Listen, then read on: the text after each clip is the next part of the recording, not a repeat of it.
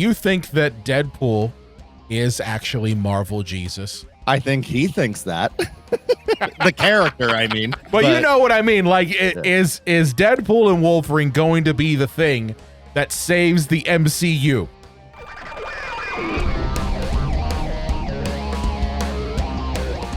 Welcome to the Cinema Psycho Show, the madhouse for film freaks and film fans of all types. I'm your host, Brian Connington, joined my fellow co-host and filmmaker, John Woolscroft. Oh, man, what a crazy movie. It had a little bit of everything. The only thing it was missing is, could you imagine if there's like a politician in it who fucks couches and is really into dolphin porn? Oh, that would have been even too much for this movie. You know what, John? I love it when we do movie reviews during the political cycle because man, oh man, we have to find a way to put that in some way. But yes, couch fucking. I honestly don't know too much. I have purposely tried to shield myself from all of the madness surrounding the election because it is very much madness. So I heard that there was something about JD Vance and his proclivity for fucking couches and looking up dolphin porn. I mean, yeah, I don't shame anyone's kink, but you know, I shame that when one that guy is because shaming it's people's animals. kinks. Yeah. Well, that guy is shaming people's kinks. That's where I got a problem. How do you search for dolphin porn? If you search MILF porn, it's like Netflix. You're never getting to the end. But dolphin porn, there's got to be like 2 videos. Does he just spank it to the same 2 videos every time? He's got it bookmarked. Yeah. He just waits. He just Googles it every day, hoping there's another dolphin sex video. I love it how you're like, if you look up MILF porn, it's literally like, you know, the never ending story. Yeah, there's always a new one. I'm a MILF. Like, she looks like she's 27. She's 20. Right. Yeah. But sure, suspension of disbelief. We'll go with that. But yeah, if the whole election thing's got you down, then your pain shall be yeeted by us, and we will where did you get a big Deadpool yeet a hand? Yeet. That our audio only audience has no idea what they're seeing right now. Yeah. Yeah, I held up a giant foam yeet hand. I was at SummerSlam yesterday, actually, in Cleveland. Oh, wow. How was that? Oh, it was great. It was really great. Yeah. I had pretty decent seats, but it was one of those things I still kept kind of looking up at the TV, and I'm like, shit, I could do that at home. So I'm like, I'm going to watch the tiny people in the ring because that's what I paid for. Yeah. Cool. I am not a wrestling fan, so I don't really care. I'm sure there's things that were fun there, but you know. Yeeting's good for the soul, Brian. You don't even have to be a wrestling fan. Just look up Jey Uso for 5 minutes and you'll know how to yeet. You know? Well, speaking of fun entertainment to dull our senses to the, you know, apocalypse that is upon us, let's talk about some Deadpool and Wolverine. Yes. And Brian, right off the bat, I just got to, and I want to say we got to warn people. Spoilers. Yes. Spoilers. Yeah. If you haven't seen there will be spoilers. Bookmark this, come back to it after you watch it, you know, and hear what we have to say. Don't ignore us. But yeah, well, spoilers. It's worth bringing up that, you know, we did wait a bit before putting this episode out.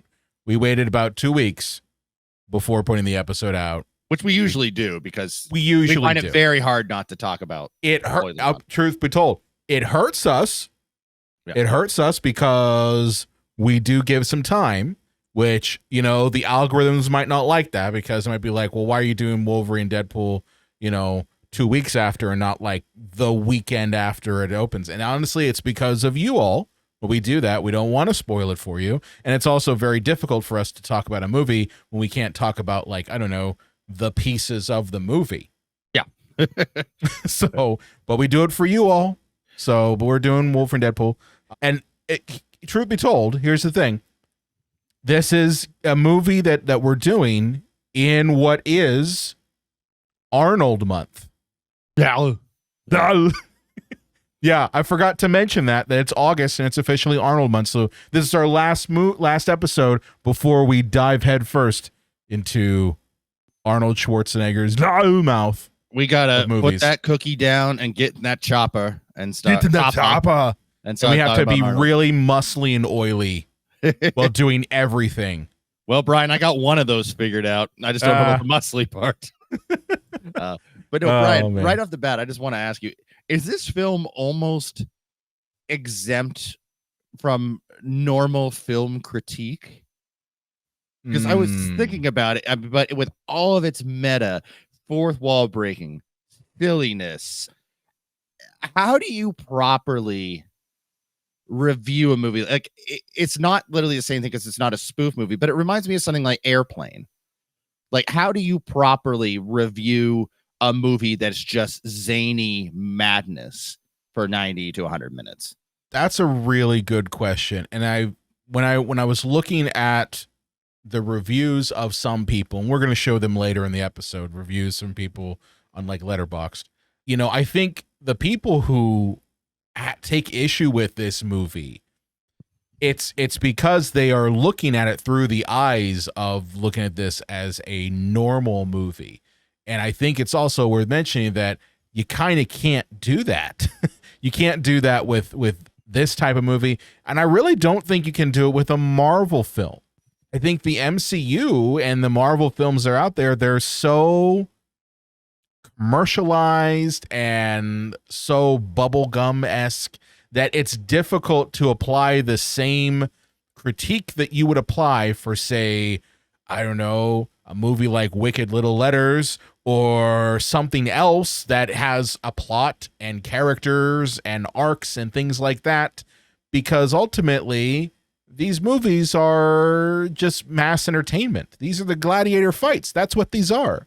And this one in particular, I found the perfect analogy for this movie. Okay. And John, you'll get this. I think you'll get this. This movie is literally your toy box, but it's your toy box with all the toys that are on the very bottom of the toy bin. Okay. Millennials will get this. Okay. Growing up, we all had a toy box, right? We had our toys that were in them, all over them. And you had like the ones you play with all the time. Those were always at the top. But then always at the bottom, you had the shit ones, right? The ones that maybe are about 5-10 years old. And they've been stuck down there, usually attached to the bottom with gack, dried gack. You know what I'm talking about, John? Nickelodeon gack. Yeah. That fucking Nickelodeon gack. So I view that this movie is us playing with the toys at the bottom of the toy bin. That's what this is. The void is the toy bin.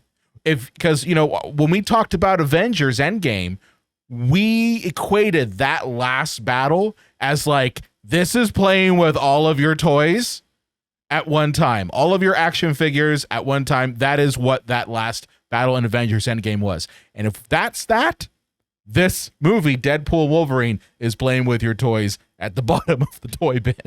Well, and I would say, just to piggyback on that, it's also kids that are taking the playtime seriously, but then there's one kid who comes in and it's like, look, Batman's butt fucking Iron Man. You're like, stop it, you're ruining our play. And then Yes. They hold the Batman up to one of the other kids, like, Deadpool looking in the camera and goes, I like getting butt rammed. Like, you're ruining our fun. Yes, no this is pretty much that type of movie. I think it is. We are able to look at some of the critique of some of this from a story structure and from a character structure, because those elements are in it. But I'll be the first to say that where this movie fails are in those parts. Oh, this movie narratively is a hot mess. It's a absolute hot mess. It is. I tried to think about it. Like, you ever come out of a movie, John, and you're just like, you're trying to like recycle what the plot is in your head as you're like driving back to your house from the theater. And for me, I was trying to recycle the plot, and it was difficult for me to be like, okay, what happened first, second, and third? Why is why is Deadpool doing this thing for this reason? What is that? Like, it is kind of mind-numbing, and especially once you throw Cassandra Nova into the mix, which you're just like, so let me get this straight. She let them live only to 5 seconds later say, I'm going to blow up the whole like multiverse. Yeah. So it's like 5 seconds. I'm not even kidding. Like 5 seconds later, I'm going to go blow up the whole multiverse because Pyro said something. It's this movie, its biggest, I would say, my biggest compliment to it, but also its biggest fault is being a meta commentary on 20th Century Fox. Yeah. It's like, oh, we restarted everything. We unplugged everything and rebooted everything except Deadpool. And because of that, this is going to be an homage / spoof of former 20th Century Fox movies that either started well and then the franchise went off, or the actor, like say we're Wesley Snipes with Blade, just like contractually he was done, or movies that never got made, like Channing Tatum's Gambit, so almost every character, I think, who's a spoiler in this and the cameos is 20th Century Fox related and not Disney, MCU related. We see like the Avengers on like TV screens kind of half blurry, but that I don't count that. I mean, characters with lines like Juggernaut and Sabretooth from the first and third X-Men movies. But yeah, Brian, I'm with you because I remember driving home and I'm like, I was like, hey, what was your favorite cameo? Or what did you think was the funniest line in the movie? Not, boy, that sure was a compelling narrative. Well, it's you can't put it that way. And I mean, that's I think the difference between, say, a MCU movie and something like The Batman or something even like Logan. I found it interesting from a behind the scenes type of point of view. One of the reasons why 20th Century Fox had these properties like X-Men was because that there was a time when Marvel had no money and they sold off their movie rights to other studios. Whoever would buy it. Yeah. What was that? Whoever would buy it. Whoever would buy it. Totally. So it's interesting that after Marvel became Marvel Studios and now they were producing movies that actually were bringing in tons of cash, that they were always trying to buy back their stuff. And like Fox was one of the last holdouts of their properties. And so, yeah, I think there is a little bit of Disney and Mickey Mouse giving Fox the middle finger, saying, haha, I got your toys now. I'll do whatever the fuck I want with them. Yeah, we got Fantastic Four now. We got X-Men now. Yeah. And I really do think that, like, literally in the wasteland, the first fight between Deadpool and Wolverine is up against a 20th Century Fox logo that's buried in the sand. It's like the Statue of Liberty in Planet of the Apes.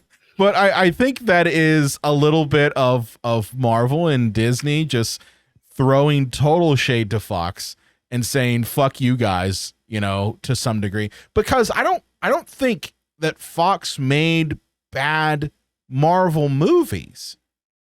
Blade, I'd say first and second one are great. Trinity, kind of terrible.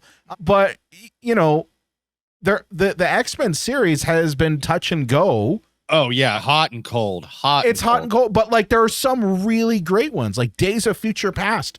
I would argue one of the best ensemble type of X-Men movies, right? For me, X2 X-Men United is one of the best comic book movies, superhero comic book movies. Well, right, but what I mean is, like, you've got X2, which I also really like that one, but Days of Future Past is a really good job. First Class, really solid stuff. But then you get, Age of Apocalypse, X-Men Origins Wolverine, X-Men Origins Wolverine. So like they've been inconsistent, but it's not like they've been a train wreck the entire time. So that's where it's kind of like, do you really need to throw shade on all of Fox? Because they weren't always terrible.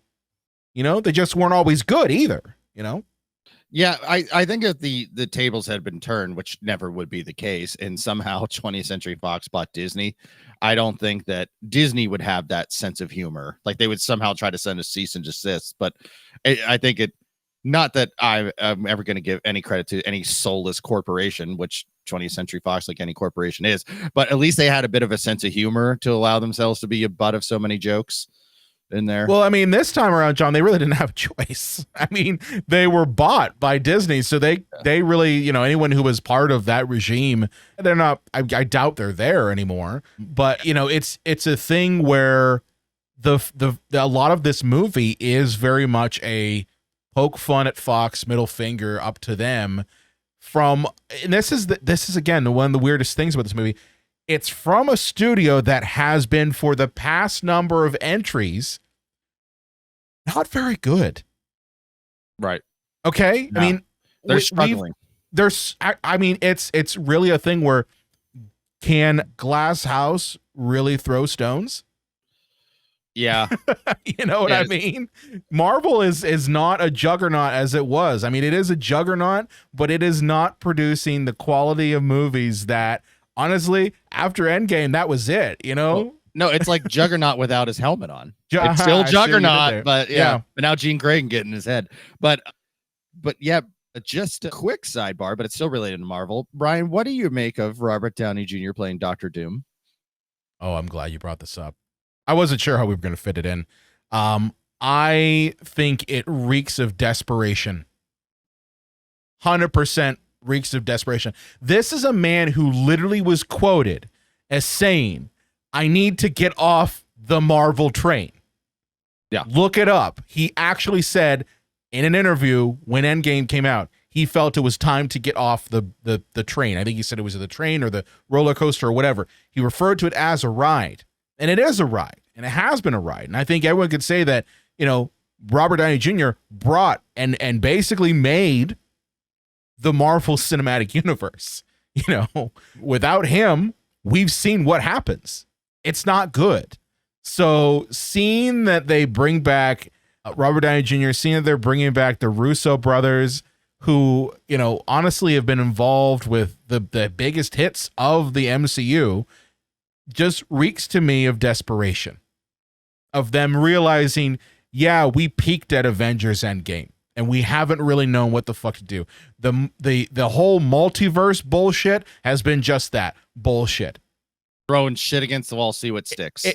You know what? It's a thing where I think we talked about this when we talked about Doctor Strange and the Multiverse of Madness, that one of the problems with the multiverse is that there are no consequences. There are none, right? Like if a character's dead, well, don't worry, we can bring them back. And Deadpool and Wolverine is a prime example of that. We as an audience saw an arc for Hugh Jackman as Wolverine, right? Like we saw that arc. It ended in Logan. He was dead, like super dead. But I think we said this when we did a review of Logan, that someone's going to give him a bunch of cash and he's going to come back. And what happened? Someone gave him a bunch of cash and he came back. Yeah. And yeah, because they're in the multiverse, they can do whatever the fuck they want.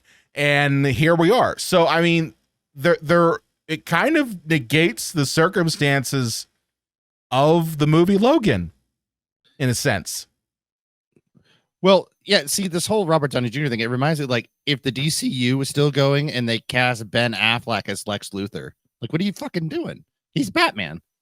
Yeah, and I think the problem too, John, is that no character outside of maybe Chris Evans as Captain America, no actor's been so synonymous with a character other than Robert Downey Jr. Yeah. You know, that man literally is Tony Stark. They say in wrestling, like, the best gimmicks are the ones where it's just you times 11. And I really think that, yeah, it's because Robert Downey Jr. seems so much like Tony Stark, like with the swagger and everything. It's like, it's like I'm actually just watching Tony Stark in interviews, you know, on like Fallon or Kimmel or something. Yeah. But, yeah. No, but it's a thing where I don't know how well it's going to work. And the vast majority of people that I've seen who've talked about this have just said exactly what I said, that it reeks of desperation. And it shows how obviously the suits at Marvel recognize that post Endgame, they suck. Like, really suck. Outside of maybe Spider-Man and Doctor Strange, Multiverse Madness, because we both really liked that. You know, those were good movies. And a couple MCU series, Loki primarily. The rest of it has all been just kind of Couldn't stand the cinematography in Loki. It looked like the entire show was in a brownout. I liked it. I liked it, though. I liked season 1 and 2.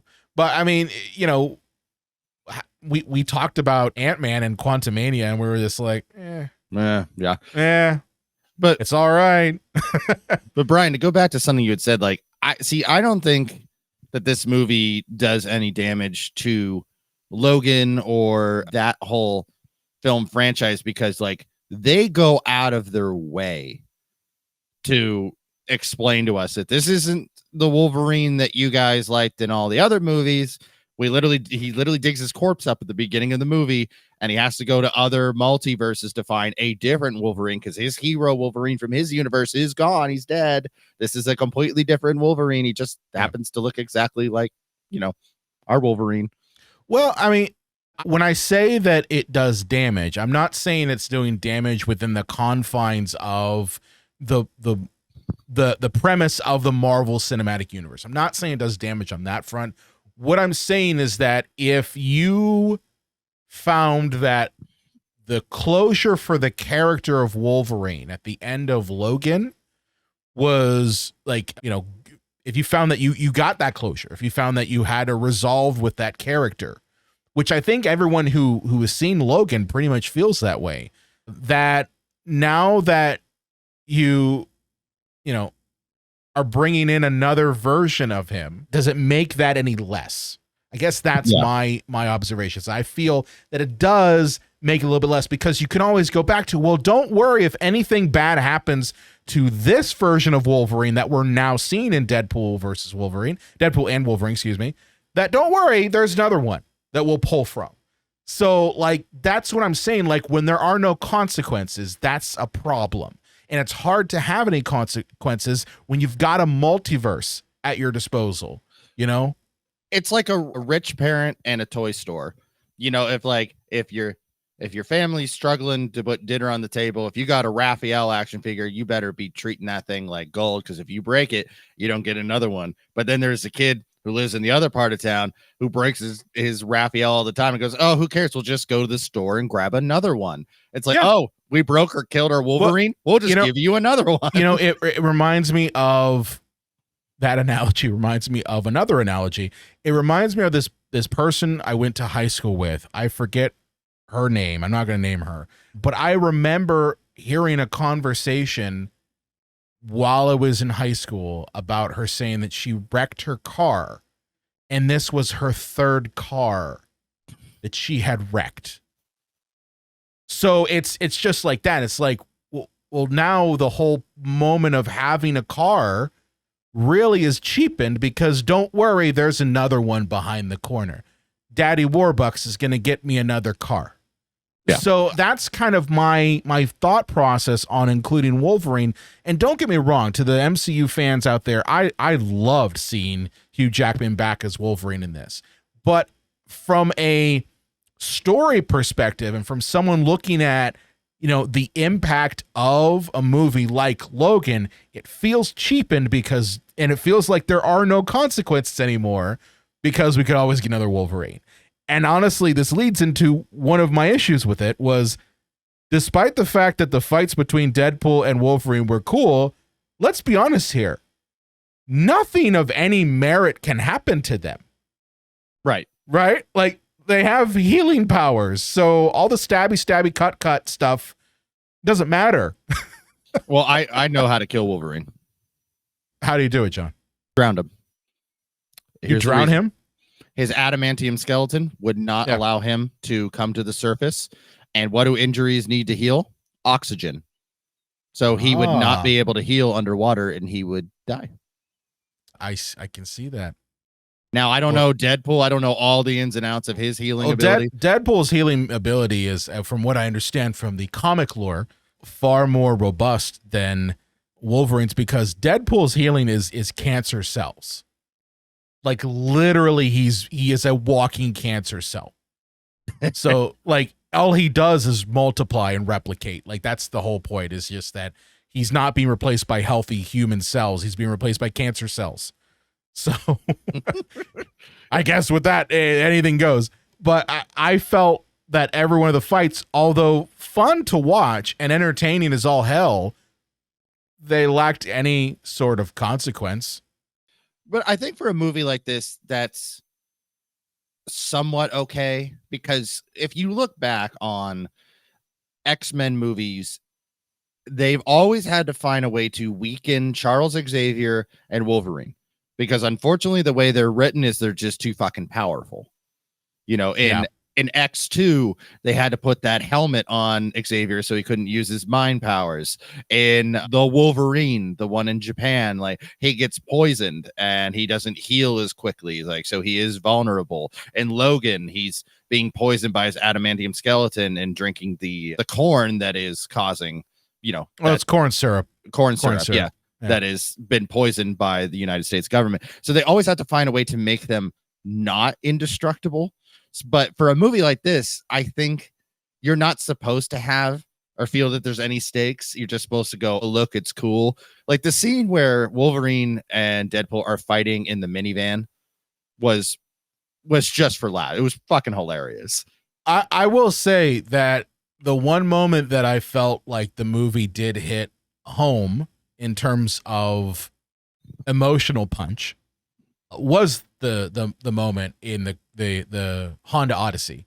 Mm-hmm. and it's when Logan is literally handing it to Deadpool in a way that I think like has never really been thrown at that character, in literally saying that he is a complete waste of everything. Like he's a complete waste. Like he can't even keep a relationship with a hooker, or not hooker, a stripper, excuse me. Like those sort of things, those are cuts that actually do have an effect on Wade Wilson because they affect his insecurities. And that's what that sequence I felt, I'm like, okay, that has a bit more of an emotional punch. But yeah, it leads into one of the most hilarious fights inside of a Honda Odyssey. And I will be surprised if a Honda Odyssey's sales don't go through the roof after this. You know that, like, yeah, it's like, okay, Heineken's going to be the official beer of the movie. They're giving us some money. And it's like, what kind of car can we get? Honda Odyssey. Oh, we'll find some way to make that funny. Yeah. But yeah, one thing we should note, speaking of, oh, we'll find some way to make that funny, is this movie was kind of in a gridlock because the screenplay had been officially, quote unquote, officially, I'll use the quote fingers if you're not, that's for our audio only audience, was finished, but rewrites happen all the time. But when they were shooting this movie, it was during the writer's strike. And so in terms of any rewrites, any changes, or even any improv could not be done, because that would be considered rewriting the script if they did improv. So they did not have an opportunity to say, hey, maybe if we put this scene in, it would be a little more clear. Maybe if we explained a little further here, it might be a little bit more clear. They had no choice but to shoot with the script that they had because it was finished just in time before the writer's strike. So I think that might have played a little bit into the well, why were they there, and why did she want to blow up the multiverse? That's a very good point that I did not think of, is just the role the writer's strike played into this. And it's honestly, it's going to be something where probably for the next year or two, we're going to be dealing with the writer's strike implications, excuse me, that have affected movies. I also go with the fact that, yes, you might have had the writer's strike, but you also have like editing that could have been done. And obviously there are things in this movie that I think that could have been cut out that maybe make a bit more sense. I mean, it wasn't even big things. It was just that there are elements in this that just don't make any sense. You know, the character of Cassandra Nova really is just like, she's your normal everyday Marvel villain. Mm-hmm. You know, put her in the same category as like what the hell the one who from Thor: The Dark World, the villain that Doctor Who played, that Chris person. Eccleston. That person, Malekith. Malekith. Put him in the role of that, because that, like, you're like, well, it's a clone of, or not a clone, but a twin of Charles Xavier. Okay, that's kind of cool, but it's just, you know, she's all powerful. But if she's all powerful, why does she kind of feel kind of lackluster and weak in this? Yeah, and that's my whole thing, is like, for someone who is all powerful in the Void, who can literally take Johnny Storm's skin off And one of the funniest Flame fucking off. scenes. One of the funniest fucking scenes in this whole movie. Like there are so many funny scenes in this, but that one I was dying laughing. And they played it for laughs, and it's totally funny. But you've got a character who could do that, but why does she just feel so underwhelming? You know? A lot of, I mean, and it's weird to compare this Deadpool movie, even though Disney owns them now, to the other MCU movies, but the villains are almost always underwhelming. And I think that if you actually look back at the comic books, with the exception of maybe Red Skull with Captain America, Spider-Man and X-Men took all the good villains. You got that's true. Doc Ock, Sandman. On the X-Men, you got Magneto, Juggernaut, Mr. Sinister, all these guys. Like, you got Iron Man has the Mandarin, and that's kind of questionable these days. I would say that's extremely questionable these days. But you know what's funny though is like if you look at say X2 or not X2, but excuse me, X-Men 97. Okay, if you look at that series and you look how what you should, it's a fantastic series. But you look at how they introduced the main villain in that series, which was like the weird Sentinel human hybrid type thing. I forget his name, but you look at how that character kind of became the primary one, and the writing and performance of it don't make it an underwhelming villain. Okay. It's not one that everybody knows. It's one that the comic people will know, but it's not one that everyone knows. So it's hard for me to take that though, John. It's hard for me to say that when I can see that what happens with really good writing and what happens with really good performances, you get something better. And I just think that they didn't know what the hell to do. They were like, well, let's throw in Cassandra Nova. She's pretty powerful, and she's Xavier's sister. And while why we have access to all of the X-Men villains now, so let's just use them. But I just don't think they knew what to do with her. I think they also didn't want to pick a more normal person who doesn't read every X-Men comic ever villain. Like, you don't want the villain to be a Magneto, or like a Sabretooth, right. Even though Sabretooth, the old Sabretooth's in this, and you can check out my interview with him over on Jada's video. Tyler Mane. But so it's just like pick somebody random. It kind of reminds me of the first Tom Holland Spider-Man movie when Disney basically threatened to break Sony's legs if they didn't share Spider-Man.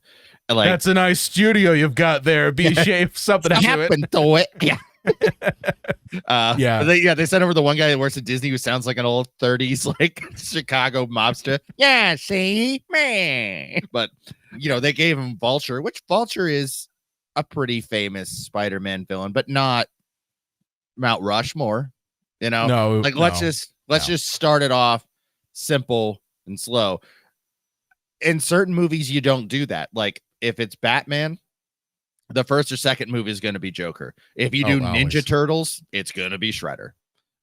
But sometimes you can, if the rogues gallery is so large and there's not one, although if I had to guess, I would say for Spider-Man, probably Doc Ock, but that's debatable. Is that you don't always have to come out guns blazing with your biggest villain. And I think because this is that meta wink, this isn't going to be our true X-Men because we're going to reboot everything there. We don't want to give you a bigger named villain. We'll just do Cassandra Nova, which, man, I thought Juggernaut was Xavier's brother. How many mutants did Mama Xavier just pump out of her hole? A lot of mutants, apparently. And why does she have to be bald too? Because Xavier? Yeah, that didn't make any sense to me. I'm just so let me get this straight. She's bald like Xavier too. Does that why? Makes no sense to me. I gotta say, Xavier wasn't always bald. Yeah. I gotta say, man, though, she was rocking that. It was a good look for her. The actress, no, she can pull off the bald head. Yeah. Pull off the bald head. But I have in comics though. I'm sorry. Yeah, I hate when it's we want to introduce a new character. Can they just be a new character? No, they have to be so-and-so's brother or so-and-so's sister or so-and-so's long-lost father or so-and-so's kid. It's just you don't have to connect everything. Cassandra Nova could just have telekinesis powers. She doesn't have to be Xavier's sister. But I think it would have been interesting if they had Dark Phoenix. That would have been a cool one. the evil Jean Grey, like had that one, just because the amount of times that the Dark Phoenix saga has been adapted and then fucked over in all other media is interesting and would be a fun thing in the void. It would be amazing if they just kept cutting between Rebecca Romaine and Jennifer Lawrence too. Like we weren't supposed to notice. Well, also think about it this way. Or that would be an interesting thing if you want, if we're trying to add more drama to a movie that its biggest complaint is that there are no stakes and that there are no arcs to this movie. Having Jean Grey as Dark Phoenix in the movie when you've got Wolverine, who has always had a giant boner for Jean Grey, would be an interesting thing there, wouldn't it? That might up the stakes a little bit. Oh, and the comment section, I'll save you the time. I accidentally just said the two actresses that played Mystique. I realize that now. It's called a blunder. So don't hit the comment section. Yes, I know the difference between Mystique and Jean Grey. My apologies. But don't you think that would maybe up the level of drama and make this a little bit more than just a pun movie? I mean, for me, the issue with this movie is Deadpool and Wolverine. You know, it's not Wolverine and Deadpool. And while Tony Stark was very important to Civil War, that movie is Captain America Civil War. But I think that there was growth, there was an arc, and there was a need to be a better person for Wolverine. Not that Deadpool didn't have reasons as well, but Deadpool can't stop making jokes long enough for anything that he's doing to have any kind of emotional stakes. Like there's a point where I'm still a little vague on it. I actually want to go see this movie again, not for the plot.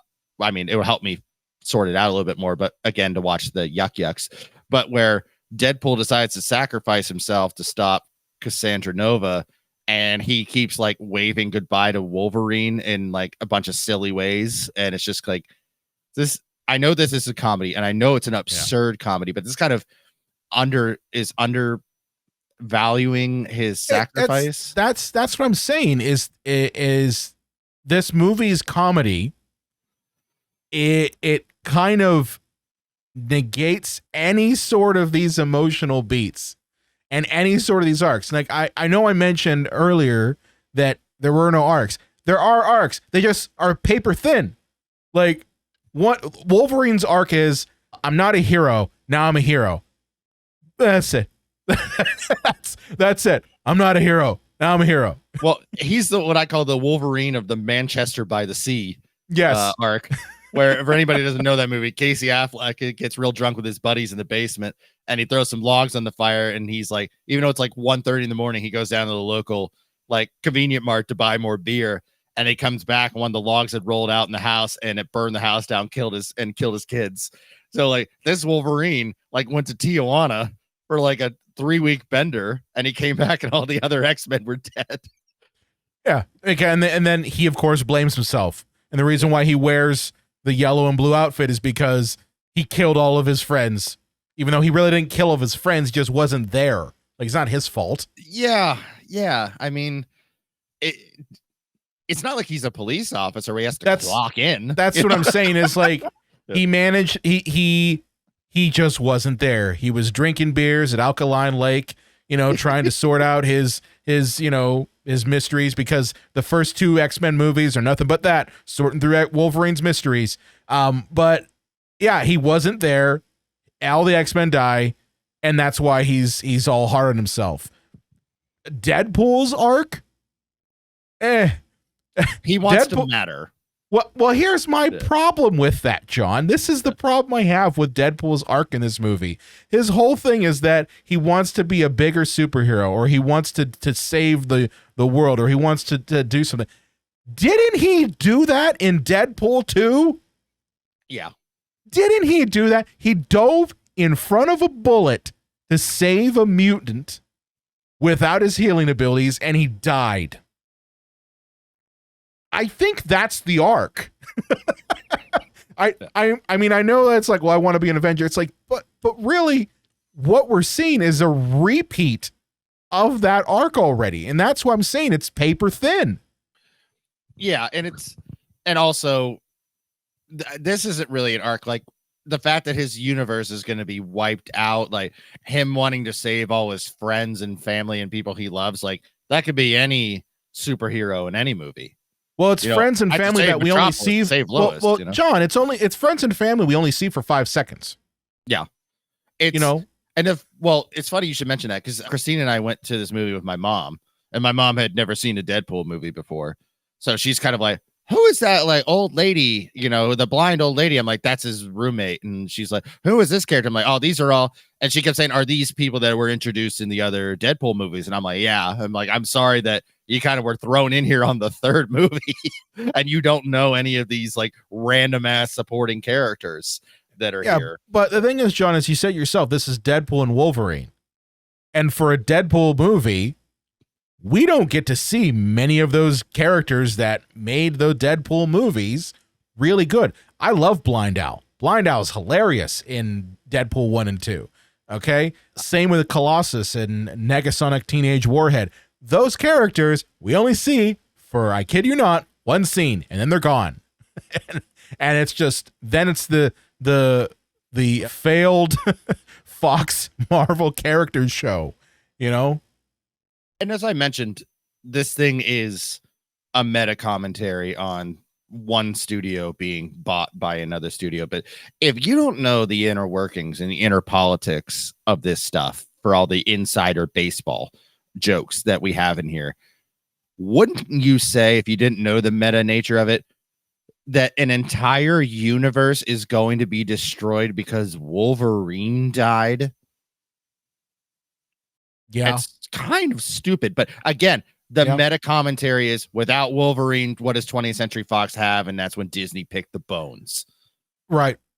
No, I have some problems with it, and I don't hate it, but there are issues I have with it. With that said, let's move on to some things that I liked out of this. Yeah. I did like the self-referential stuff.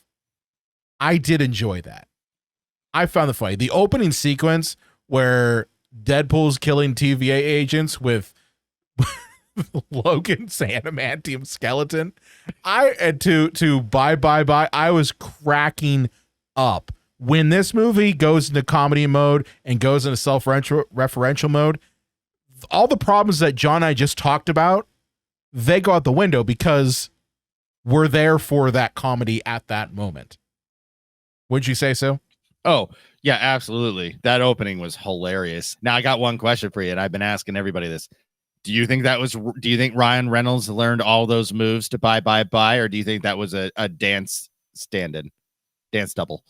Now, I would say that he probably learned all those moves. I imagine Ryan Reynolds seems like the kind of guy that would dedicate himself. He seems like the guy, like, let's be honest here. This man put his wife, 2 of his kids in this movie. I think that the man would learn the moves to bye for it. I really do. I don't think he would get a dance double for that. I think he would do it himself.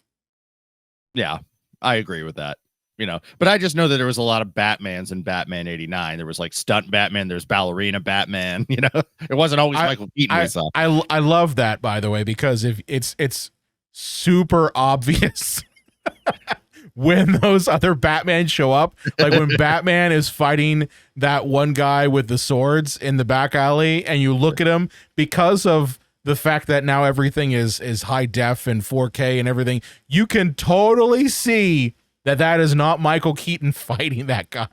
You can literally see the man's face and jawline are different. Well, the Axis Chemical scene I always go to, where the one guy runs by and then Batman's on a platform right above him and swooshes his cape like Dracula, and I'm like, that man has way too much rhythm and sachet to be Michael Keaton. That is not him. Yeah, that's not him. No. Oh, but by the way, I didn't even realize this till we started recording, but I'm nice wearing a Wayne Tech t-shirt while we talk about Deadpool and Wolverine, because Batman's my favorite Marvel character. Batman and Spawn and Ninja Turtles, Dick Tracy, Harlem Globetrotters. I love all the Marvel characters. Captain Marvel, the male version. Oh shit. Call them what you want. knee knockers, thigh slappers, golden nuggets. But our friends over at Manscaped refer to them as the boys. Not every man has children, but every man is responsible for their 2 boys below the waist. And when your little guys have a little bit more hair than they need, trust Manscaped for all their grooming needs. Boys need love too, so join the 10 million men worldwide who trust Manscaped by going to manscaped.com and use the code CINEMA20 to get 20% off and free shipping. You heard it first here. The boys are back in town. Now, John, it's been a little hot, a little tiny bit hot. You ain't just whistling Dixie. Yeah. It's been a little hot here in Pittsburgh the past week or so. So I'm going to ask you, how are your boys holding up? Oh, I'll tell you, when it's 300 degrees outside, give or take a temperature or two, it is nice to have as little body hair as possible. And it used to be, before I had Manscaped, I was completely bald on top above my dick. It looked like Patrick Stewart's head, but my balls always looked like an old-timey gold prospector. I don't have to worry about that anymore because thanks to the Manscaped, I can actually keep my balls pretty shaven, pretty clean. And look, every man knows how scary it is getting that close down there below the waist. But that is why Manscaped is always so great for those sensitive areas. Introducing the Lawnmower family, including the Lawnmower 3.0 and the 4.0 and the 5.0 Ultra. Yes, 3 ball trimmers. Isn't that awesome? It is. It is really awesome. Boys need love too. And for that reason, each trimmer is equipped with skin-safe technology and an LED spotlight and unique features for different grooming needs. Oh, and these babies are waterproof too. Need I say more? For the basic trim, go with the 3.0 and work your way up to the 4.0 and the 5.0 for the ultimate grooming experience. Take it on the go. Manscaped has you covered. These trimmers come with a travel case and even a travel lock feature to avoid any accidental powering on and off or weird looks at the airport. This right here is the cutting edge of cutting pubes. Upgrade your ball trimmers and your life will follow. Get 20% off and free shipping with the code CINEMA20 at manscaped.com. That's 20% off and free shipping with the code CINEMA20 at manscaped.com. For the best your boys have ever looked, trust Manscaped. Naked Nutty Buddies. All right. Do we want to dive into some reviews, some terrible reviews? Let's do it. All right. So these are reviews that John has not seen, right? John, you have not seen these. Hell no. Hell no. And I pulled these from Letterboxd, so you'll know that they're Letterboxd ones. And I tried to pick ones that were, I guess, more on the negative side because a lot of the reviews have been overwhelmingly positive outside of the things that John and I were talking about earlier, right? Some of the problems with it. Yeah, mostly these are always more fun because I want to see exactly what people's gripes are. See if they have merit or if they don't. All right, so let's go to this first one here. Let's pull it up here, and it is, this might be the greatest rom-com ever made. Okay. Oh, so for our audience, I can't see these this round. John can't see them, so I have to read them out to him. So I didn't realize that was the end of it. Okay. Yeah, that's the end of it. And that's a negative to them? I mean, let's bring up that was not negative. That was a 4.5 stars. Okay. That was a good one, but greatest rom-com ever made. I mean, it's certainly a bromance that blurs that line for ha-has. And I'm surprised that Republicans don't come more at Deadpool because his character is pansexual. So I'm really surprised that they're not like, back in my day, Marvel characters were straight and they didn't want to have sex with no trans women. If you want to even call Nate. I mean, I think they got bigger fish to fry.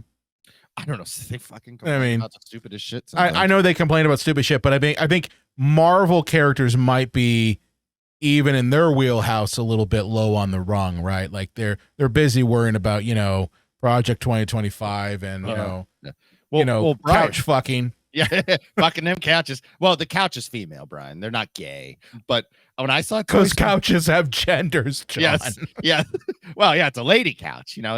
It's a fainting couch. That's a lady couch. It's a fainting couch. Like the L-shaped couches, those are guys. Those are guys. Those are guys, clearly. But when I saw Toy Story 4, though, Brian, I I looked up because I'm like, I wonder who the voice of so and so was in that movie. So I just Googled Toy Story 4, and out pops like right wing, family focus people are pissed off at Toy Story 4. I'm like, what? And I looked it up. Apparently, like deep in the background of the end carnival scene, there are two women who are basically out of focus holding hands because they're a couple. I didn't even see it. I had to Google what these people were so pissed off about. I guarantee nobody else saw it either. But I mean, people are going to complain about anything these days. I think Deadpool is so out there that what are they going to complain about outside? Like they're going to complain about that little thing, but everything else they're fine with, right? Like, I don't know. I think it's just, I personally, I don't troll right-wing circles on the internet, so I don't know if they've been up their own ass about Deadpool and Wolverine, but this movie is purposely subversive. I mean, they laugh off like sexual molestation in this movie. Yeah. When like Deadpool's being fitted for a new thing, and the guy is just grabbing his ass and balls like 100 times, and he's just like, I think your costume guy should be on a registry, but he really knows his stuff. And I'm like, okay. It's like a little gross there, but okay. Yeah. So, but greatest rom-com, I mean, this is totally a dude bro movie. Like this is in the same realm as like Predator with Dylan and Mac doing their manly, arm thing. This is that type of movie.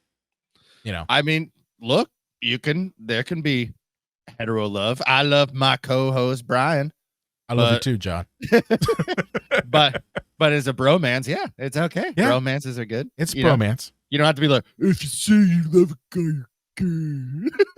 At least that's what everybody in high school said. That's what everyone in high school said. Yeah. All right, so let's move on to review number 2 here.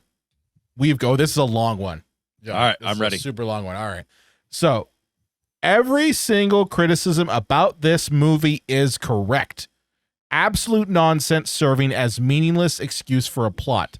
Dumbass, immature humor that overstays its welcome. Pandering, manipulative needle drops at every turn. Mind-numbing and eye-rolling R-rated bloody action mixed with terrible CGI. Cameo porn out the ass masquerading as scenes.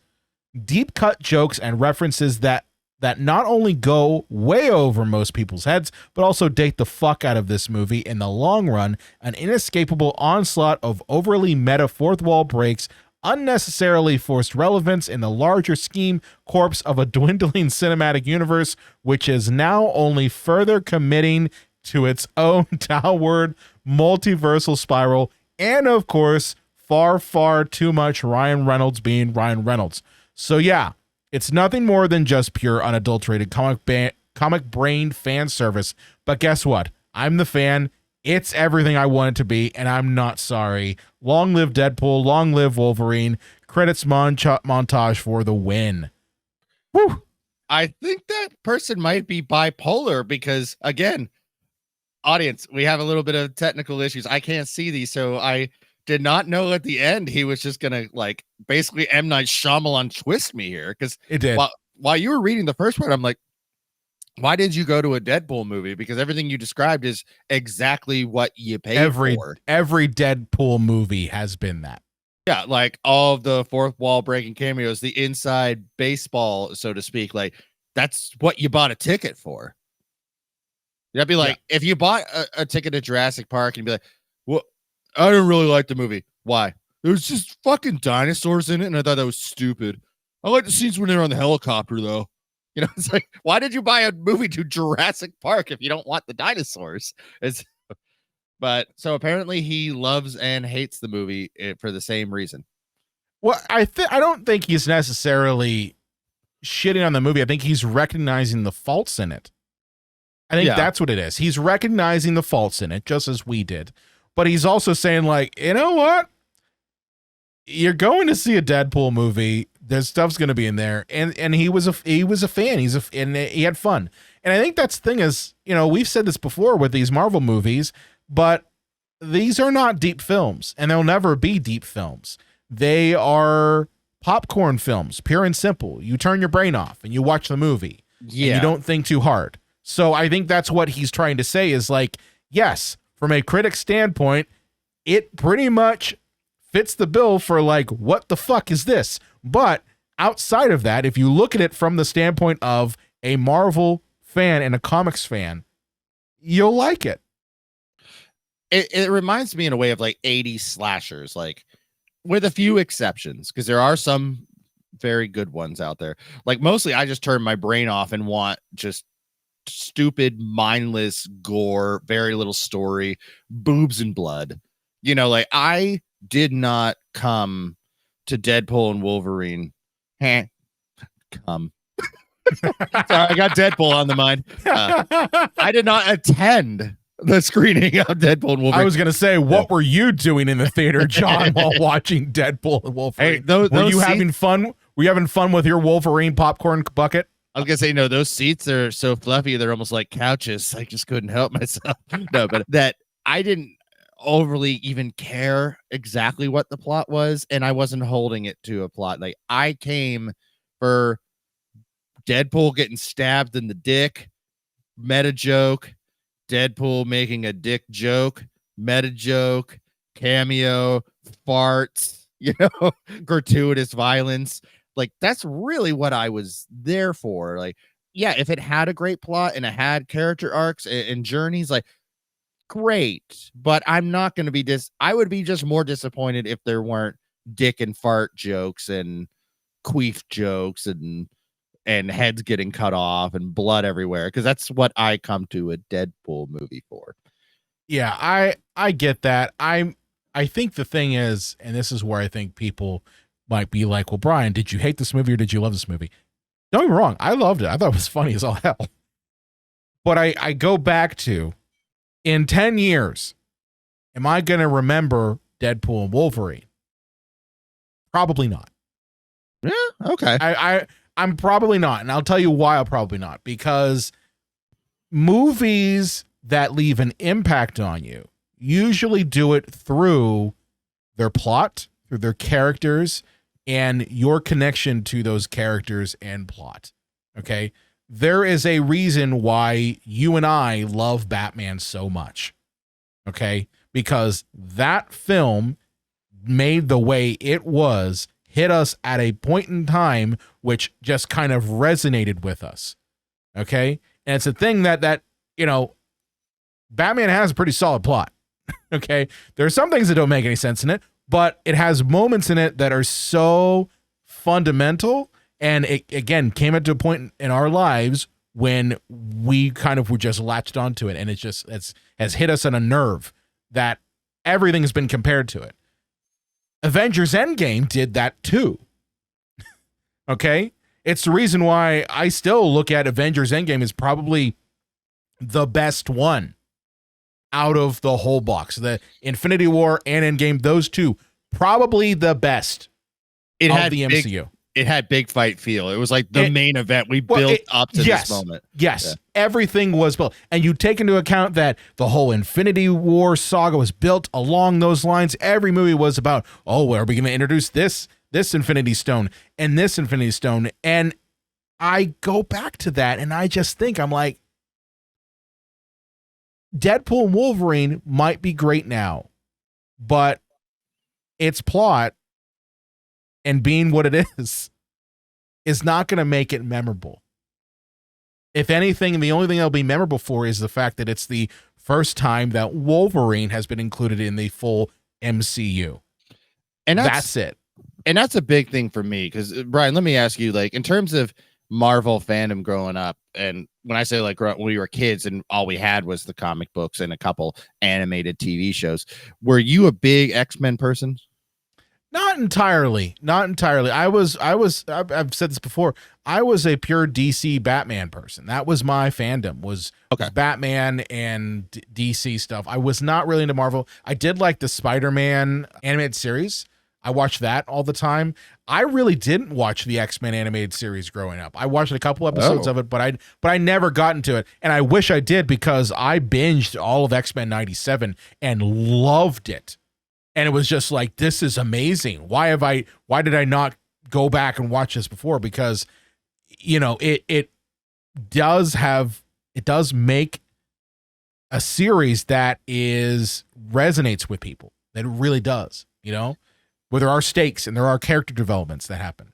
Well, for me, I was huge into the X-Men, and another shameless plug, you can hear more about my enjoyment of X-Men the animated series in my interview with Eric and Julia Leewald over on JDub's Video Nasties creators. You got any more plugs, John? You got any more plugs? Any more plugs on your other show? Manscaped really helps cut up my balls. Bye, Manscaped. They already heard that ad. They don't need to hear it again. Use our code, you fucks. Oh wait, John, you catch more flies with honey than vinegar. But no, yeah, when I was a kid, I was really into DC because Batman 89. I was 4 years old. Got really into Batman comic books. I got really into the Flash, and it really wasn't until X-Men the animated series that I jumped over to the other side of the comic book aisle and went to and say, oh, there's a lot of stuff here from Marvel. And for me, it was Spider-Man and the X-Men, and not just the X-Men, but I was kind of a basic bitch like everyone else, and I fucking loved Wolverine.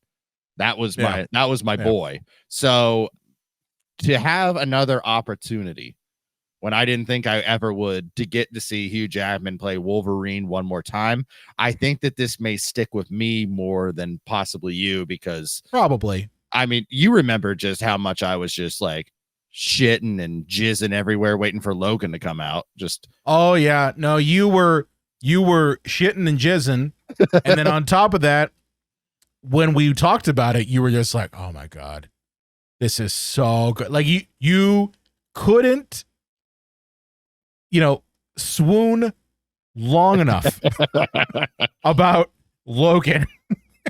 And we're just like, John, yeah, it was a good movie. No, you don't get it, guys. This was the movie. So, and that makes sense, especially when you consider the fact that if you look at Wolverine with his mask on, straight on, it looks like two Batman kissing. So, makes sense. It does, actually. Google that, folks. Not now. Until we're done. Not now. Not now. It does look like two Batman kissing. So, I mean, it makes total sense to me that Wolverine's your boy. But let's get to our third review. All right. So we got a little bit off the rails there. Let's take a look at this one. This one's another big one. This one's a 1 star. So this is a negative one. The ultimate anti-movie. Can't think of anything more opposed to what made me fall in love with movies, even incorporating some of those very things. Loved Hugh Jackman's Wolverine as a child, kind of like you, John.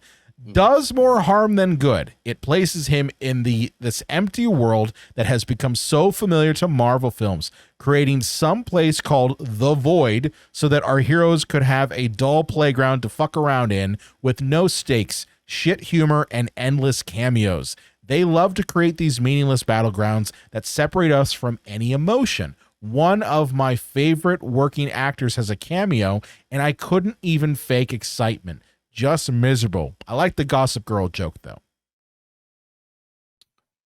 Yeah. Again, I don't know what you're buying a ticket to.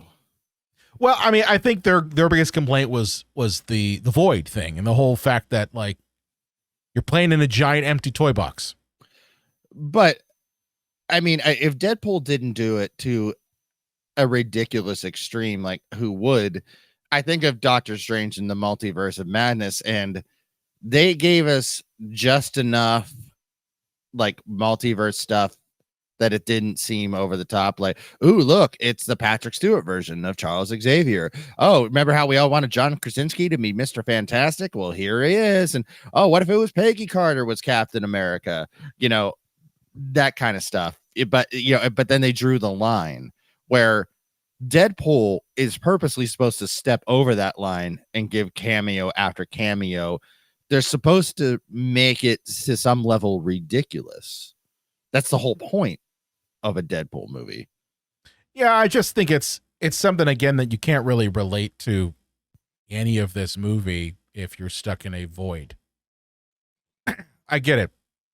I don't necessarily agree with them 100% because, as you said, I think this movie had to find a way to get all those cameos in. It had to find a way to do all that stuff, and you really couldn't do that outside of making it far more complicated. And let's be honest here, far more costly to make, okay? Because when you've got all of these cameos in there, it's going to cost money, okay? But you got that Disney money now, son. But you got that Disney money. You got that mouse money, but you got that mouse money when they're not doing too hot. Okay. Yeah. This isn't coming right off the heels of Endgame. This is we're struggling, guys. Brian, Inside Out 2's already made $1 billion. They're back, baby. But yeah, but I'm talking Marvel. I'm not talking Disney. Well, but a lot of times you can distribute the funds. Like you can, I guess so, balance books and stuff and take losses from other books to make them all under the same umbrella. Yeah, but I guess my point is like to be able to show off these cameos, to be able to do the jokes and puns that they had planned, you kind of had to do the Void. And I mean, Loki season 2 gave us the Void, so it's no biggie. It's not like it's outside of comic lore.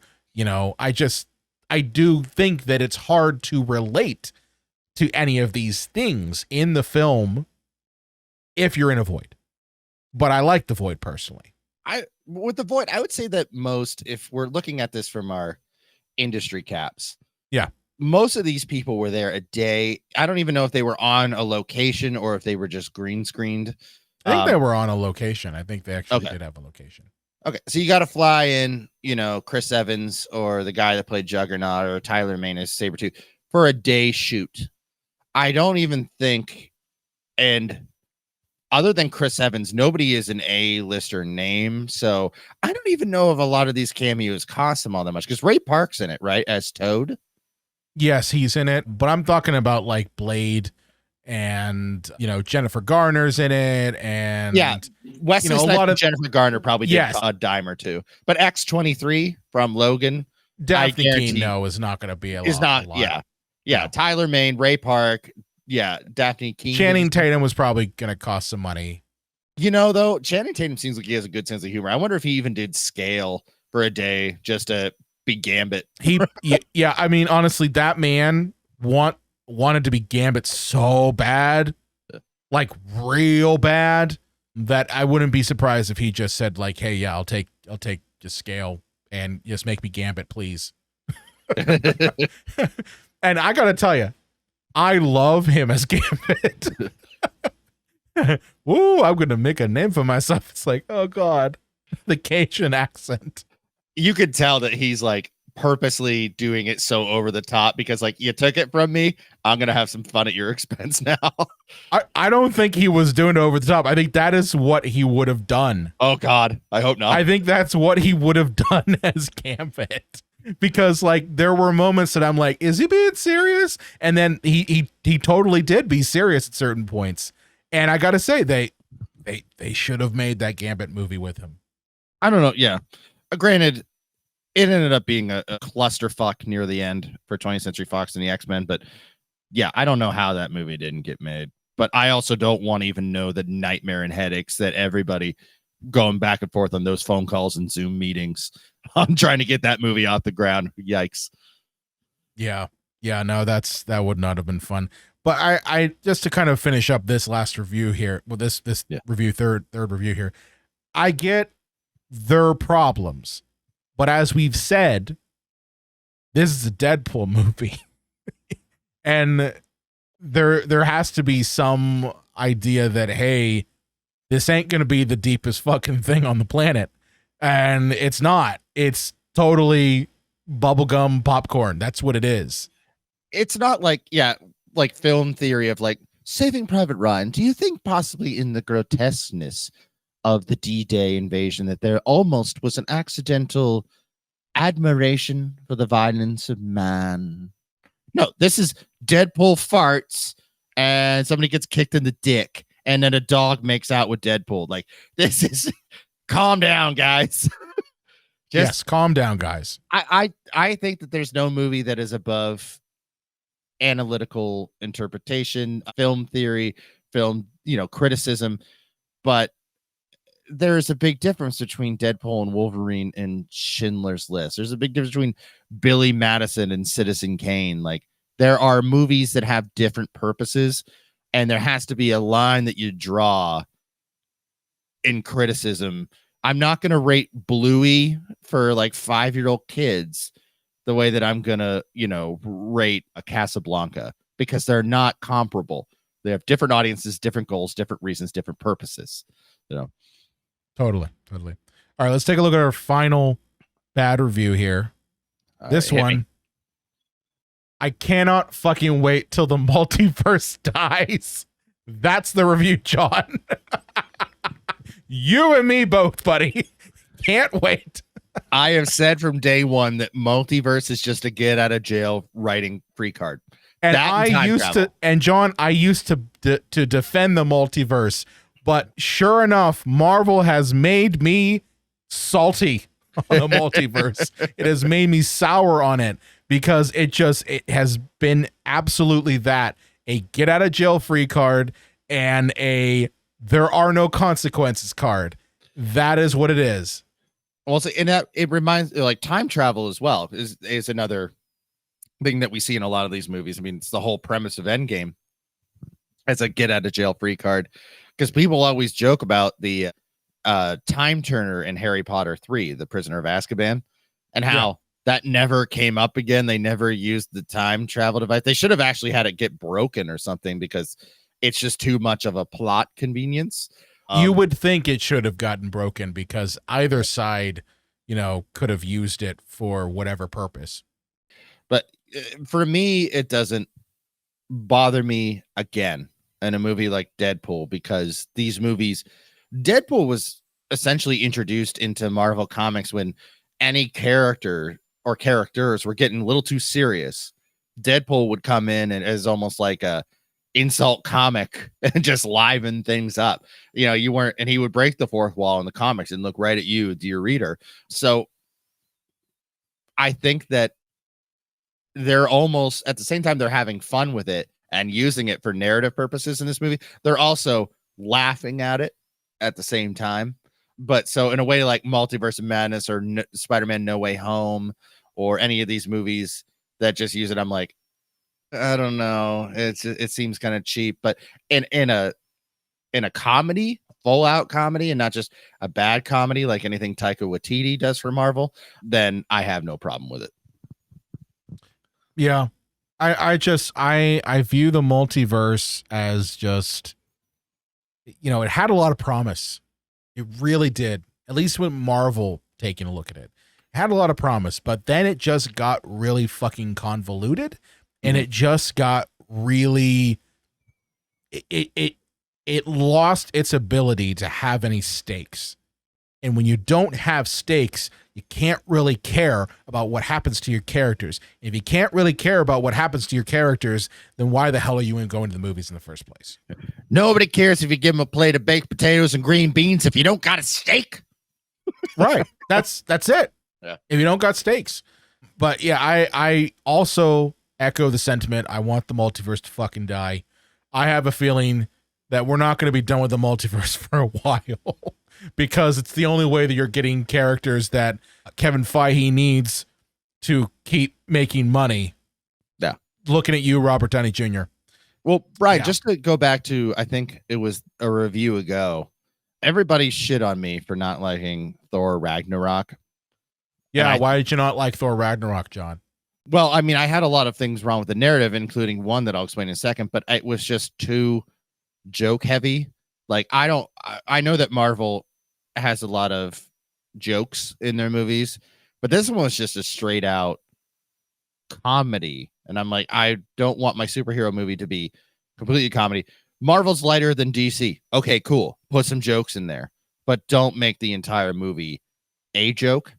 But Ragnarok reminds me of the person's complaint about the void in this movie, where all of a sudden, you just get sidetracked in the void for half of the movie. And it seems like narratively it gets stalled. Is that not Thor Ragnarok? And a big problem I have with that movie, where the plot is set up that Cate Blanchett is Thor's, again, here we go again, like long lost sister. And she's going to fuck up his homeworld of Asgard.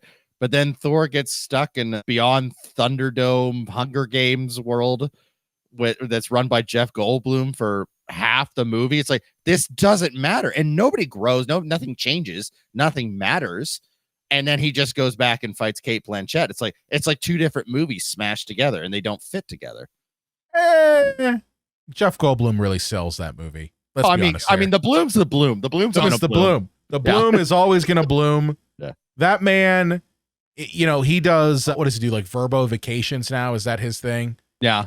Yeah. So like he sells the shit out of that. I thought he does vacations. Apartments.com, I think. Oh, it's apartments.com. That's right. It's not Verbo. Sorry, I knew Jeff. he did. Sorry, Jeff. Although Verbo, why the fuck aren't you hiring the Bloom? But yeah, that I think that it's different because one, I don't see Thor as serious ever. I think honestly Thor is good when he is silly because it's hard to take him seriously. So that's my point with it, is just that the reason why I liked Ragnarok was because it was funny and I liked Taika Waititi's humor, and for me it felt like just the right amount. And clearly when we got to Thor Love and Thunder, that was not the right amount anymore. That was way too much of Taika Waititi. I find the two of them comparable. Ragnarok and Love and Thunder are the same movie to me. There's a difference. It's changing soundtrack. Let's be honest here. One they switched to Guns N' Roses in the last one, which didn't do too well. And to be to be clear, I love Taika Waititi. I love Jojo Rabbit. I love What We Do in the Shadows. I just don't like him writing superhero movies. Yeah, I don't think Marvel likes him doing superhero movies anymore either. I think they're done with him too. But let me just kind of to finish up here. I guess my question to you, John. This is coming right here to the camera one right here. Do you think that Deadpool is actually Marvel Jesus? Your thoughts? I think he thinks that. The character, I mean. But you know what I mean. Like, is Deadpool and Wolverine going to be the thing that saves the MCU? I think the next Avengers movie, Avengers Doom, or is it Doomsday or Doom? It's Doomsday. Doomsday, yeah. And we'll see like how that movie does with the casting of, Robert Downey Jr., see what that effect has. The Avengers movies are always these quote unquote smaller movies. They all have $200 million budgets, but are building up to, I think, and not to use so many wrestling references, but I just got back from SummerSlam. Like, the undercard builds to the main event, and your Black Widow movies, your Ant-Man movies, your Guardian of the Galaxy movies are building up to your main event, which is always the Avengers movie. So I don't see this saving, quote unquote, the Marvel Cinematic Universe. I think whatever the box office gross is for the next Avengers movie, which I don't think we're getting even until 2026. Yeah, it's 2026 is when we're getting that one. I think is what we'll know whether if Marvel is going to sink or swim. If they're going to stay the Juggernaut, or if they're going to be the Juggernaut who lost its helmet and Jean Grey telling that Juggernaut to put a fire poker in his eye. So you're saying no, Deadpool and Wolverine is not the Marvel Jesus? No, especially since they're gonna try to separate Deadpool as much as possible from the rest of the universe. I mean, this movie, they absolutely did that. Like I said, other than a couple of clips from, I think, like the first Avengers movie and maybe Ultron, like on a couple of screens that are slightly out of focus that Wade Wilson, aka Deadpool, is looking at. Like, that's all you're getting from the MCU. Like, yeah, Deadpool's here, but we're really not gonna let him sit with us at lunch. Well, let's be honest here, John. That is a business tactic. Mm-hmm. Deadpool is an R-rated character, and Marvel, its bread and butter is PG-13. So I don't think that you're ever gonna get a Deadpool hanging out in a PG-13 movie. Like ever. Deadpool and Thor. Yeah. No, it's never going to happen because he can't be PG-13. So it's one of those things, because the minute you put a PG-13 character, you put an R-rated character in a PG-13 movie, you're going to have the PG-13 audience go, where did that Deadpool guy come from? And they're then going to have to watch the R-rated versions, and they'll be like, holy shit. So I think it's a business perspective here. I think it's a business thing that they're going to keep them separate. And I know for me, I was curious how the fuck Disney was going to do Deadpool, because they are so like hyper focused on being as vanilla and family friendly and, as possible. Like that's all the mouse does. Mhm. You know, to the point where back in the day they had Touchstone Pictures for any movies that were quote unquote naughty. And other subsidiaries. Yeah, Touchstone being the main one. Yeah, where it's like we don't want the Magic Kingdom behind for this one. No, the Magic Kingdom can't sully their little fingers. If you asked me before this movie came out, is this the last Deadpool movie?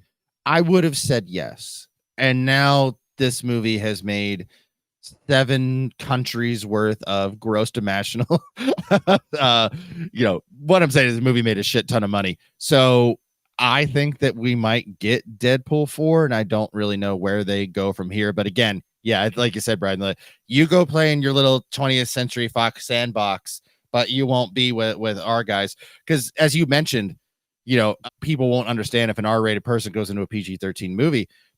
R-rated fans will not tolerate a PG-13 rating. And I have the perfect example of that. It's called RoboCop 3. Damn right. Yeah. Damn right. RoboCop's R. Yeah, and then they threw him in a PG-13 rated movie, and it was like, oh, this sucked balls. Yeah. It just sucked balls. It was terrible. And yeah, you gave him a jetpack, and all that. Who gives fuck? Available in toy stores everywhere. Yeah. But I played the RoboCop game for PS5, and it takes place in between the second and third movie. That video game is better than RoboCop 3. Yeah, I look at it as Deadpool and Wolverine might have been at least a shot of adrenaline. Yeah.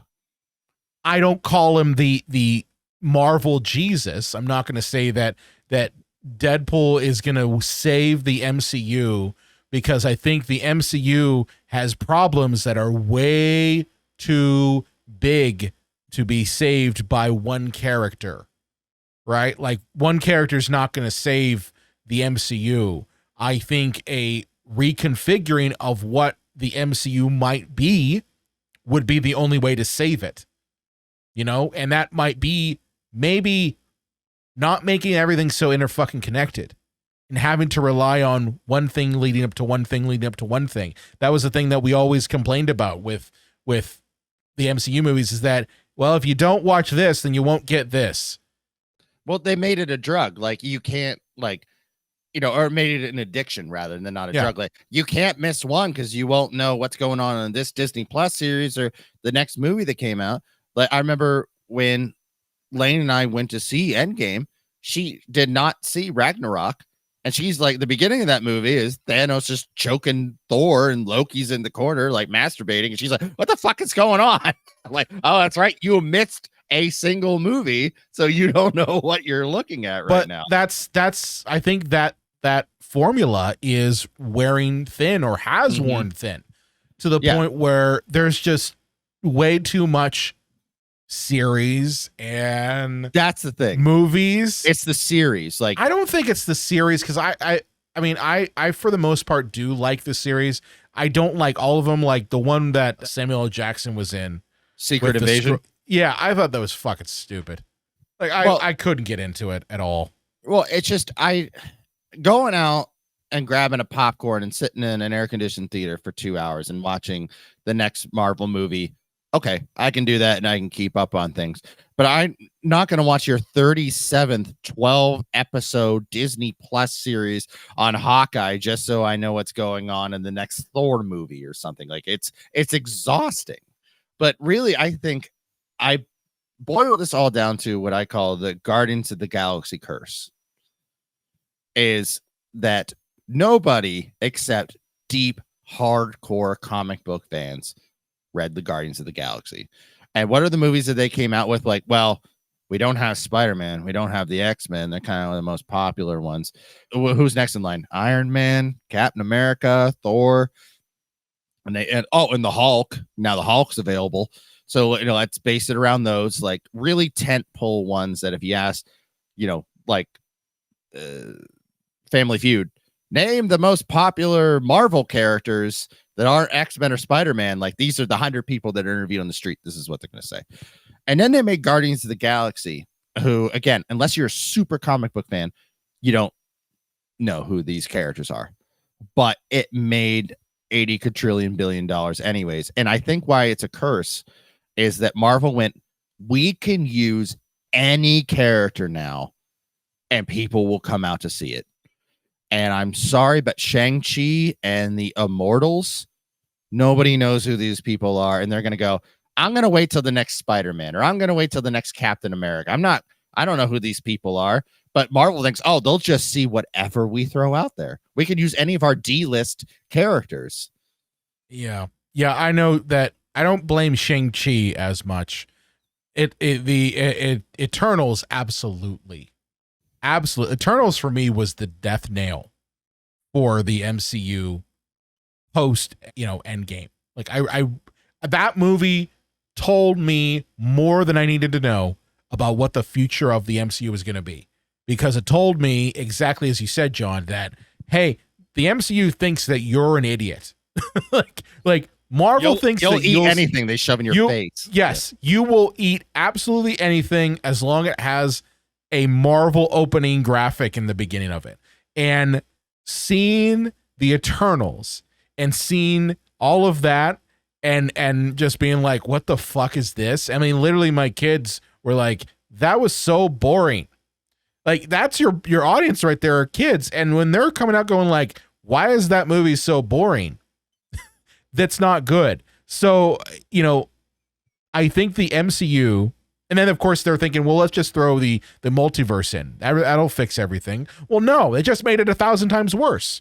Yeah. So it is just a matter of that Marvel thinks that you're an idiot, and they think you'll see anything, and it's being continually proven that that's not the case. That the audience is wising up to this game.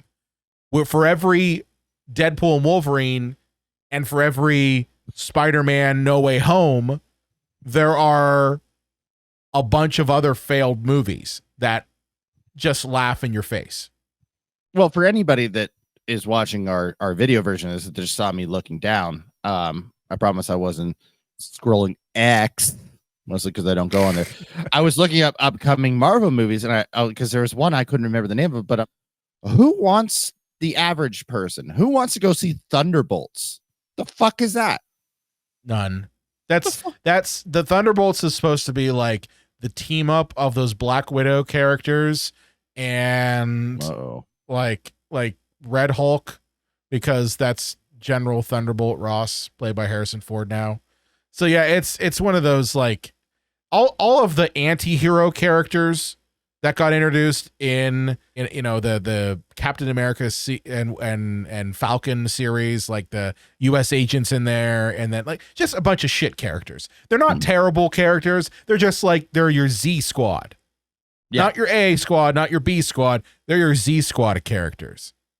Let's make a movie out of that, because again, the MCU thinks you'll see anything with their little banner on it. Well, here's also maybe a controversial take. I think Blade was lightning in a bottle in 1999. I don't know if people are going to fall over themselves to see a new Blade. I don't know if they will either. I'll be honest with you, because Blade for me has to be rated R. Yeah. You can't do vampires PG-13. I don't give a fuck. You just can't. Okay? Because for every time that you're going to get a vampire, let's say it's a PG-13 vampire movie, you're going to have the vampire just grabs him and pulls him to the shadows and you don't see shit. Okay? And Blade is a vampire hunter. So you're going to have to see the vampire hunter cut some heads off. And they're not going to show that. So I know Disney will want to do the rated R sparingly, but I will assure you that they will, if they do PG-13 with Blade, it's not going to work. It just won't. It'll be RoboCop 3 all over again. Yep. Blade will have a jetpack fighting cyborg Japanese men. RoboCop 3, John, has to be a movie that we eventually do review. I don't think we've done RoboCop 1 and 2. I mean, I think we've talked about it We've on talked like about every other episode, those two movies. But yeah, I don't know if we've ever done. I think we should do a retrospective of RoboCop, a really that awful question mark on RoboCop 2, and a pantheon of RoboCop 3. Probably RoboCop month. RoboCop month. There you go. And we maybe do like the Prime Directives one. Oh, we could do the remake. That'll get us all 4 months. All 4 weeks, excuse me. Or we could watch like the first season, because I think there's only like 6 episodes of that random ass TV series. Yeah, that's what I was saying. That was RoboCop Prime Directives. Oh, is that what the name of it was? That's what it was called. It was called Prime Directives. My bad. Because it was terrible. But yeah, I think that just to close out this episode, because we're already at almost an hour and a half. Shit. I like what I saw, but I don't think that this will change the trajectory of the MCU going forward. I just don't.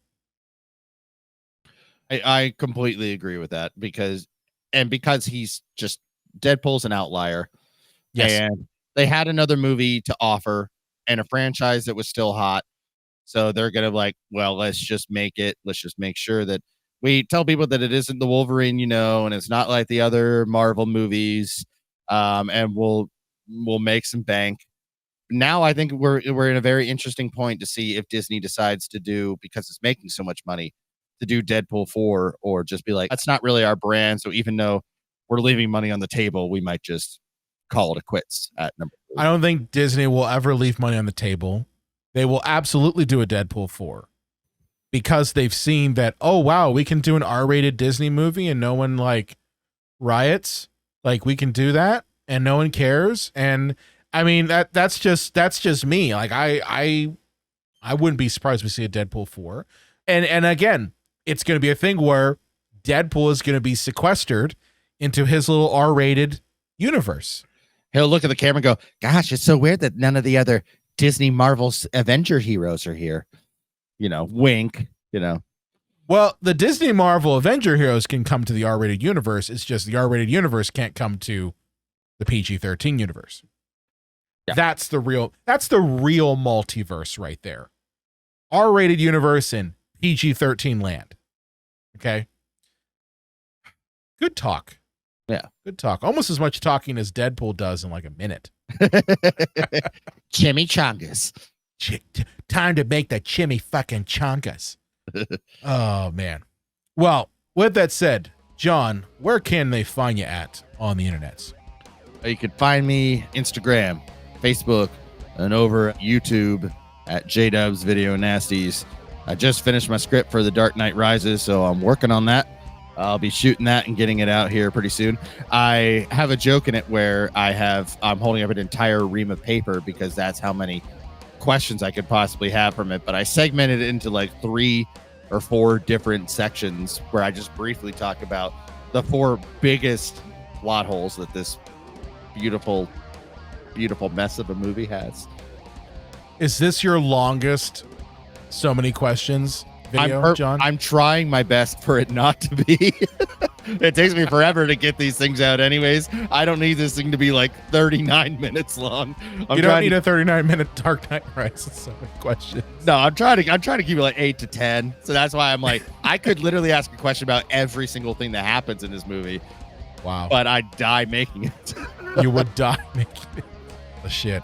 Well, I hope you've all enjoyed this discussion of Deadpool and Wolverine. If you want to help out the show, this is really important. Share this episode. Like, seriously, if you love what we've talked about today, share this episode out with your friends, with your family.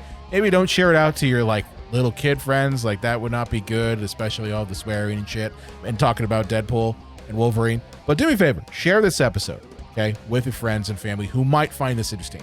Outside of that, you want to subscribe to the podcast, go to cinemapsychoshow.com/follow. We've got all the little buttons right there for you to subscribe to it on your favorite podcast platform of choice. We've got Apple, we've got Spotify. So they're all there right for you to subscribe so you never miss an episode. On top of that, if you are watching us on YouTube, hey, thanks for doing that. Do me a favor, hit that little subscribe and follow and bell button that's right there on the bottom there that just popped on screen. Do me a favor, hit that so you never miss an episode here, and we will see you next time. Super fun Deadpool and Wolverine trivia. When Wade Wilson is applying to be in the Avengers, there is a picture that is of Tony Stark and Peter Parker, but the Iron Man helmet that is supposed to be the one that Peter Parker wore as a kid is covering up the picture of Spider-Man because he no longer exists in this universe because of Doctor Strange. So, fun little fact until we yeet again.